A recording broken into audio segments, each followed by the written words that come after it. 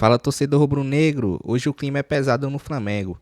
Tem bomba sobre as contratações, um julgamento que pode mudar completamente o futuro de Bruno Henrique e renovação de um dos nossos maiores ídolos. E ainda uma decisão surpreendente envolvendo Rafinha Alcântara. Será que o Mengão vai mesmo trazer esse reforço de peso? Fica comigo até o final porque você vai entender tudo o que tá rolando nos bastidores do nosso Flamengo.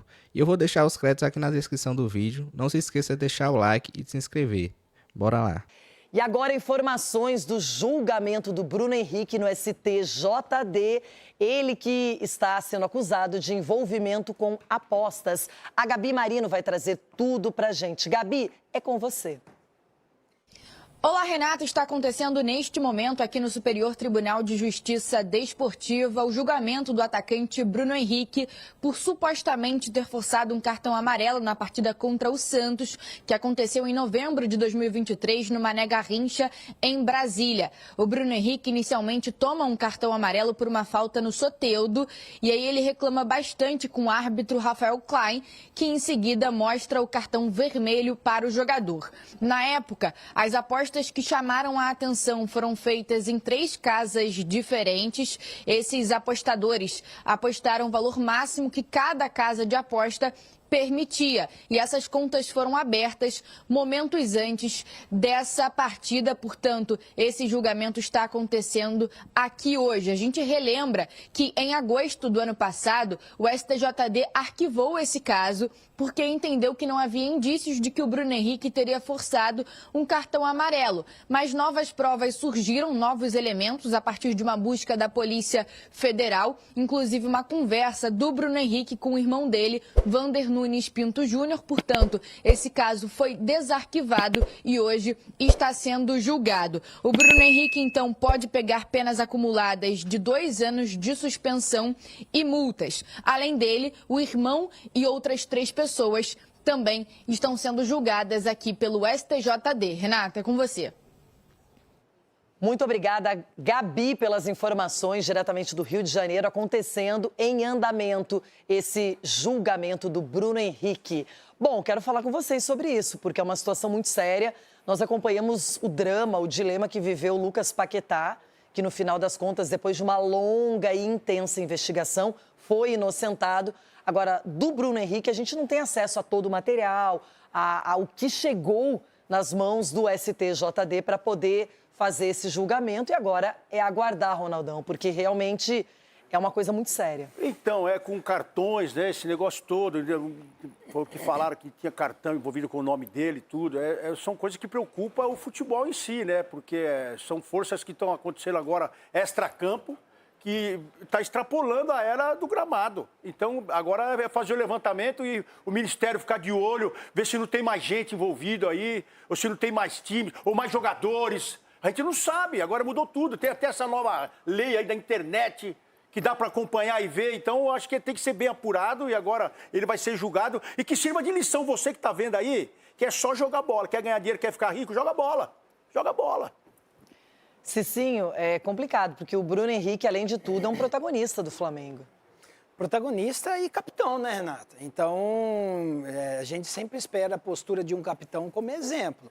E, assim, é complicado a gente também julgar alguém. Então, nós precisamos esperar para ver se vai ser condenado ou não. Se for condenado, aí é porque as provas são todas realmente visadas, né? Ele tem culpa no cartório e aí, de capitão que seria exemplo, traz um grande mau exemplo. Então, assim, a gente só lamenta um cara no tamanho do Bruno Henrique estar envolvido numa questão dessa. Mas, assim, é preferível aguardar todo esse julgamento para a gente também se posicionar com mais veemência, né? E agora há pouco, o advogado do Bruno Henrique, ele pediu a anulação de tudo, dizendo que está prescrito, que já era. Então, vamos ver qual será a decisão final do STJD, o que não tem nada a ver com a justiça comum, isso é outra história, agora é no âmbito desportivo mesmo.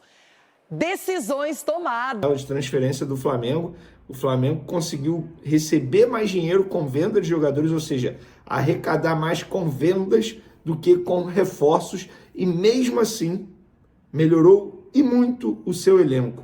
de 2019 para cá, eu não tenho dúvidas, é o melhor elenco que o Flamengo tem, sem sombra de dúvidas. É por isso que eu falo, você, torcedor rubro-negro, você tem que ficar extremamente motivado, animado, otimista com o Flamengo, não só nessa temporada, porque as contratações que vieram, amigo, são jogadores que vão render bastante nos próximos anos. Vamos para as informações.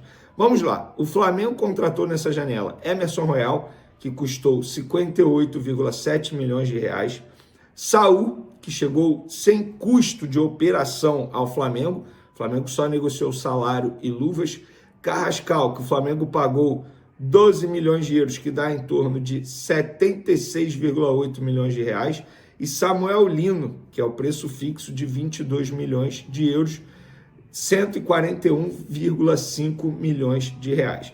Esses jogadores, totalizando eles, ainda teve o Jorginho, tá? Que também chegou de graça, tal como o Saul, 277 milhões de reais.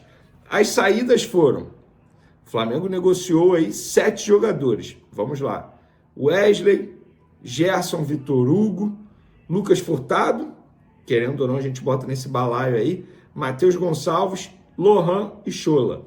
Só que o Wesley, vendido por 25 milhões de euros, dá 162,2 milhões de reais.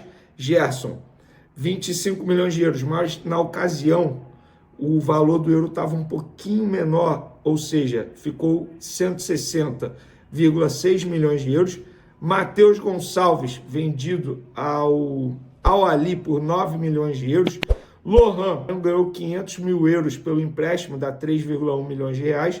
E o Chola, que o Flamengo vendeu 50% por 2,1 milhões de reais. Isso dá aí 378,5 milhões de reais. Ou seja, o Flamengo ganhou mais com as saídas, com jogadores que não eram utilizados, não estavam sendo muito utilizados, exceto Wesley, obviamente, 2 jogadores considerados titulares, mas Matheus Gonçalves, Lohan, Chola, Lucas Furtado não eram utilizados pelo técnico Felipe Luiz.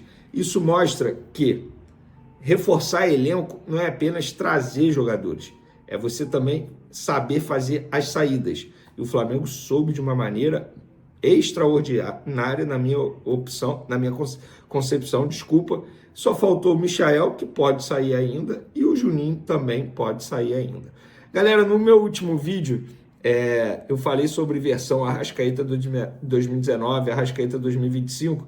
Vou trazer um fato aqui para vocês. Arrascaeta, com 17 gols nessa temporada e 3 assistências, está a 1 gol de igualar o seu ano mais artilheiro na carreira, que foi em 2019, quando ele fez 18 tentos e deu 19 assistências.